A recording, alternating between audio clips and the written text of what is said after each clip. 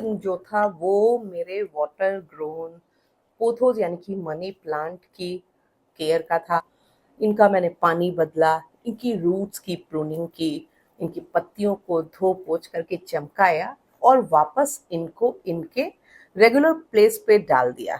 और ये जो आप बड़ा सा ग्लास जार देख रहे हैं, इसमें मैंने पोथोस की कटिंग्स पानी भर के नहीं डाली है, बल्कि इसके अंदर एक छोटा सा ग्लास जार है जिसको कि मैं बहुत ही करीने से निकालूंगी।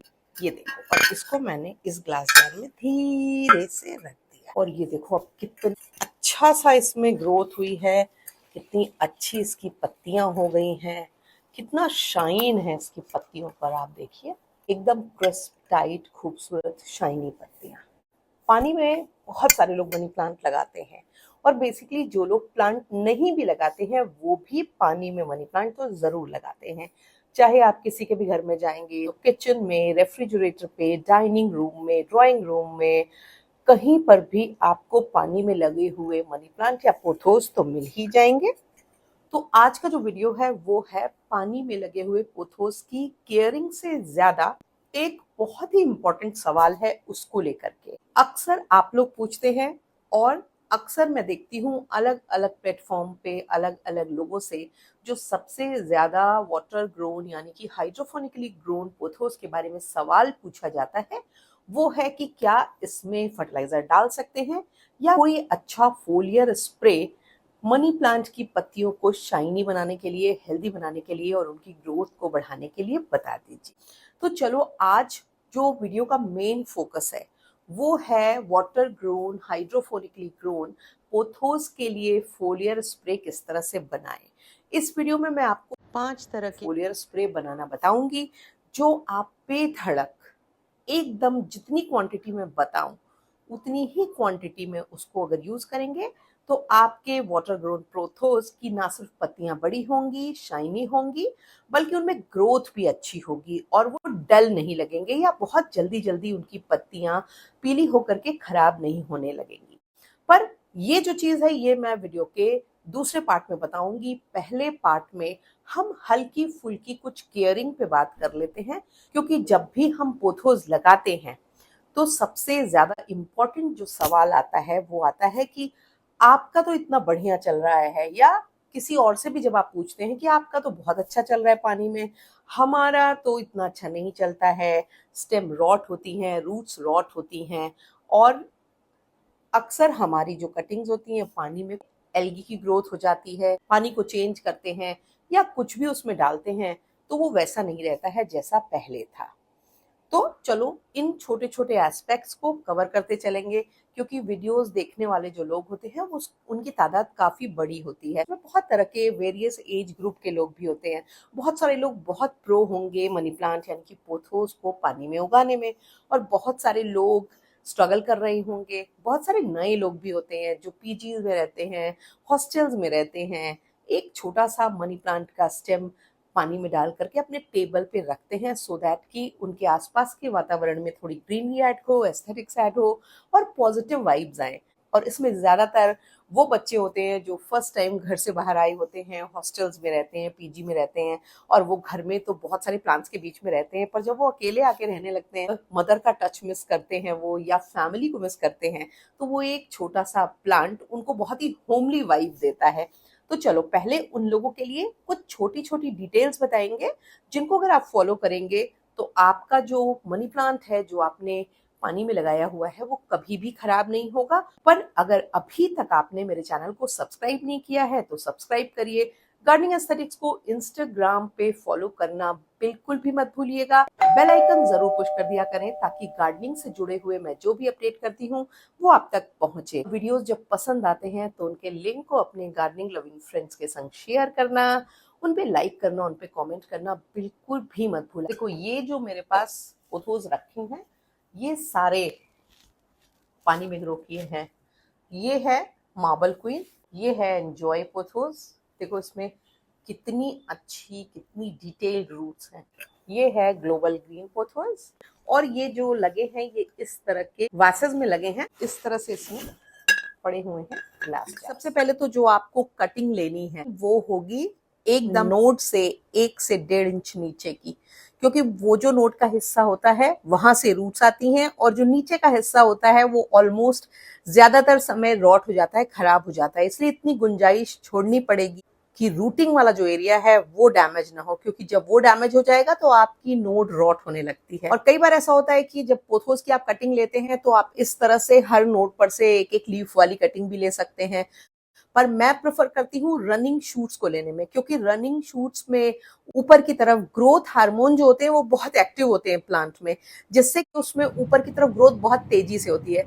और जब हम इस तरह से काट देते हैं तो नई पत्तियां निकलने में ज्यादा टाइम लगता है। दूसरा, हम गार्डनिंग एस्थेटिक्स में हमेशा बात करते हैं तो एस्थेटिक्स को भी ध्यान में रखते हैं। जब आप रनिंग शूट को लगाते हैं तो वो ज्यादा एस्थेटिक लगता है, उसमें ग्रोथ भी अच्छी होती है और वो बहुत जल्दी से तैयार हो जाता है। गुंजाइश हो तो रनिंग शूट ले, नहीं है अगर एक ही शूट है आपके पास तो आप उसको अलग अलग करके पानी में लगा सकते हैं, उससे कोई फर्क नहीं आता है। पानी को चेंज कब करें, कब ना करें, कितना करें, ये सवाल भी एक ऐसा सवाल है जो अक्सर पूछा जाता है। इसमें कोई कंप्रोमाइज नहीं करना है, पानी को चेंज करते रहना है।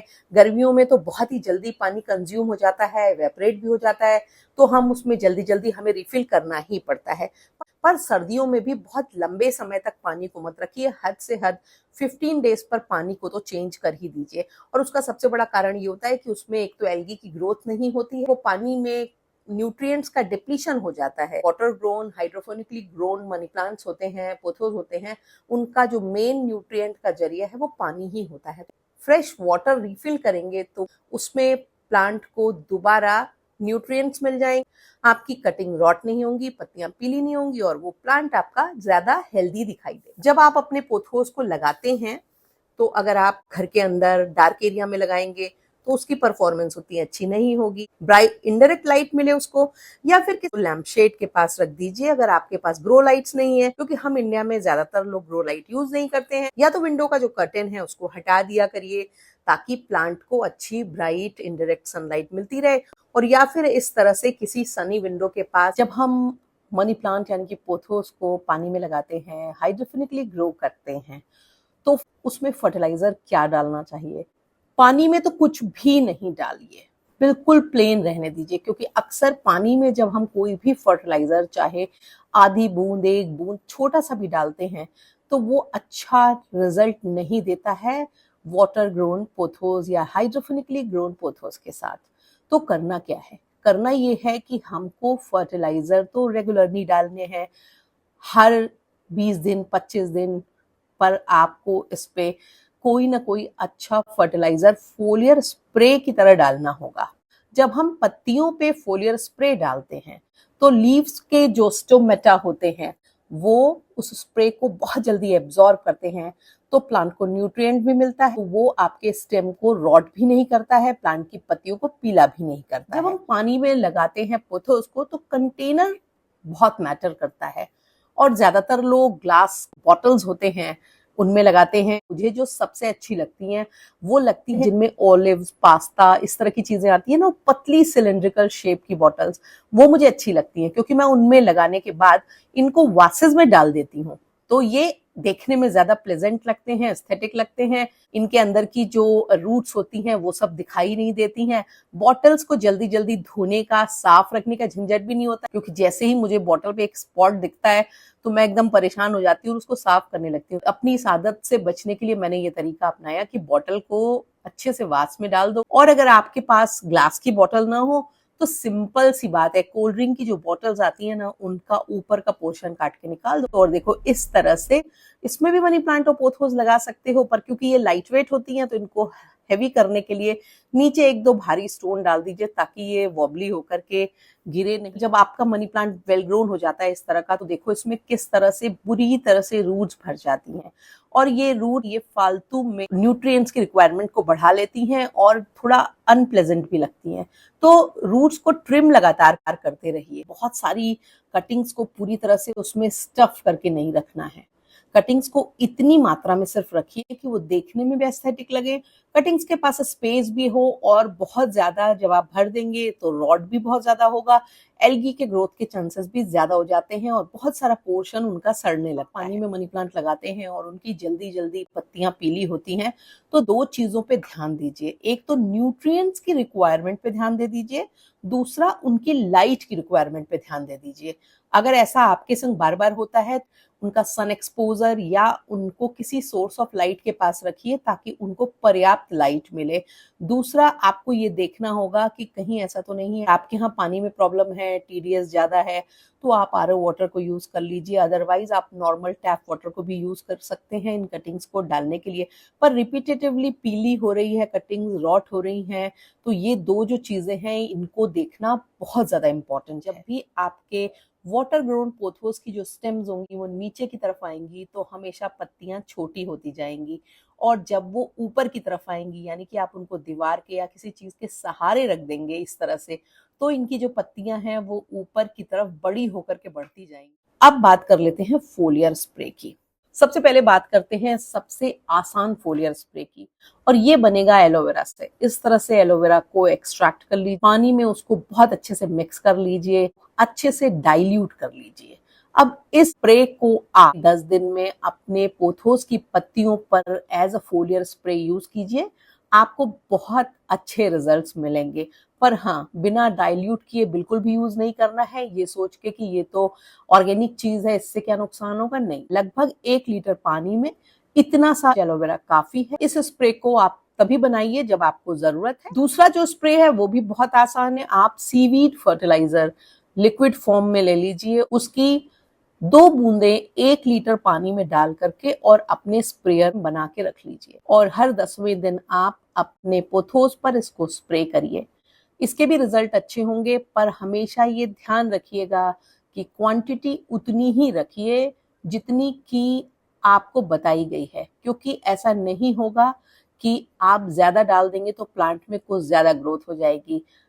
फर्टिलाइजर के केस में एक प्रिंसिपल को हमेशा फॉलो कीजिए कि लेस इज मोर, यानी कि थोड़ा जो होता है वो बहुत ज्यादा होता है, और ज्यादा डालने से फायदे की जगह नुकसान हो जाएगा। और तीसरा है माइक्रो न्यूट्रिएंट और एनपीके, इन एकदम ट्रेस क्वांटिटी 1 ग्राम से ज्यादा नहीं, ये लीजिए और लगभग इसका डबल माइक्रो न्यूट्रिएंट लीजिए, और इनको घोल करके बॉटल में 2-3 दिनों के लिए रख दीजिए। उसके बाद आप इसको फोलियर स्प्रे की तरह हर 10वें दिन 15वें दिन यूज करते रहिए। इसके अलावा मार्केट में बहुत सारे ready to use hydroponic fertilizer आते हैं, इन फर्टिलाइजर्स को भी आप यूज कर सकते हैं, ये भी अच्छे वर्क करते हैं। पर जो प्रिस्क्रिप्शन में लिखा है उतना डाइल्यूशन जरूरी होता है। इवन मैं तो उससे थोड़ा और ज्यादा डाइल्यूट कर देती हूँ, सो दैट कि नुकसान न हो प्लांट को।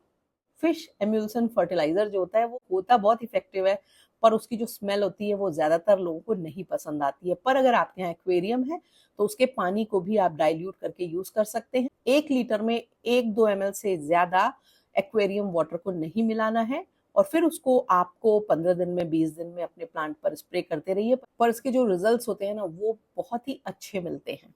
एक फिक्स ड्यूरेशन के बाद को आप लगातार अपने प्लांट पे यूज करेंगे तो आपके जो पोथोस की पत्तियां हैं वो काफी ज्यादा फ्लैशी, शाइनी और खूबसूरत दिखाई देंगी। आपको वीडियो पसंद आया हो तो वीडियो को लाइक करना, उस पर कमेंट करना मत भूलिएगा। आगे आने वाले हैं बहुत सारे अच्छे वीडियोस, और अगर आपकी कोई खास फरमाइश है तो आप कमेंट बॉक्स में लिखिए। आप वीडियो में बने रहे, आपने वीडियो देखा इसके लिए थैंक यू वेरी मच।